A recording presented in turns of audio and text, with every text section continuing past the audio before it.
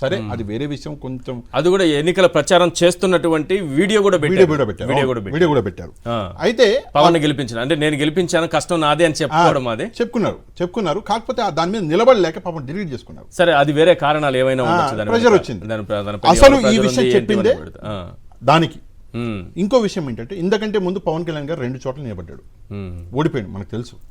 ఇక్కడ ఈ గెలుపు ఎంత కాదన్నా, ఎవరు ఒప్పుకోకపోయినా ఇది వర్మ గారి గెలుపు, పవన్ కళ్యాణ్ గారి గెలుపు కాదు. అది అంటే నా లెక్క ప్రకారం. అంటే అట్లా సార్, పిఠాపురంలో ప్రజలు ఓట్లేసి పవన్ కళ్యాణ్ గారి అభిమానులు ఉండరా?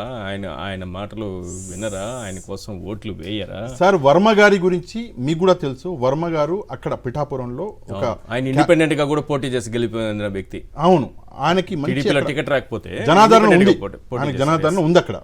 దాన్ని ఆయన త్యాగం చేసినాడు. చాలా పెద్ద మనసు ఉన్నటువంటి వ్యక్తి, అందులో ఎట్లాంటి సందేహం లేదు. ఇక మోదీ గారి దగ్గర కూడా వద్దాం. కుమారుడి లైఫ్ కూడా కొంచెం ప్రమాదంలో పెట్టినట్టే. ఆయన తన కుమారుడి లైఫ్ కూడా ప్రమాదంలో పెట్టినట్టు కోసం త్యాగం. ఇంకో విషయం సార్, కొన్ని విషయాలు మన సాక్షిలో కూడా వచ్చినాయి. ఆయనని టార్గెట్ చేసి అక్కడ ప్రస్తుతం జనసేన ఆయనని లేకుండా చేయాలని కూడా, అంటే రాజకీయంగా అక్కడ లేకుండా చేయాలి ఆయనని మొత్తానికి అని కూడా ప్రయత్నాలు జరుగుతాయి. ఓకే, నెక్స్ట్ ఫ్యూచర్ లో పవన్ కళ్యాణ్ ఇక్కడే స్థిరపడిపోవాలంటే వర్మ అక్కడ ఉండకూడదు. ఉంటుంది కదా సార్, ఇది ఎప్పటికైనా ప్రమాదం కదా. అవును, ఒక పిఠాపురం అనే వరలో 2 కత్తులు, పవన్ కళ్యాణ్ వర్మ అనే 2 కత్తులు ఇవ్వలేవు కదా. ఆ కత్తిని లేకుండా చేస్తున్నారు ఎవరంటే జన సైనికులు. ఇది వర్మ గారి ట్వీట్.